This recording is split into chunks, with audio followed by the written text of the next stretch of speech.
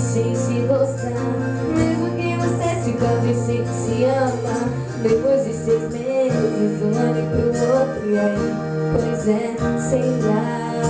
Mesmo que você suporte esse casamento por causa dos filhos, por muito tempo, 10, 20, 30 anos, e até se assustar com os seus cabelos brancos. Um dia você tá numa cadeira de balanço, vai lembrar do tempo que tinha 20 anos, vai lembrar de mim e se perguntar por onde esse cara deve estar.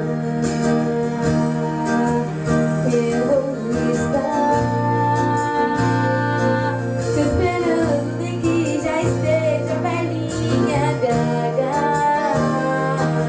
Com 90 viúva sozinha, não vou me importar. Vou ligar, te chamar pra sair, namorar do sofá. Nem que seja além dessa vida, eu vou estar te esperando.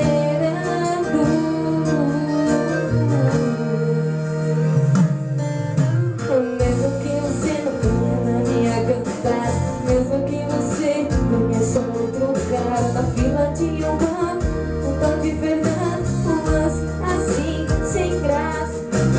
Mesmo que vocês fiquem sem se gostar, mesmo que você se case sem se amar. Depois de 6 meses, um ano pro outro, e aí, pois é, sei lá. Mesmo que você suporte esse casamento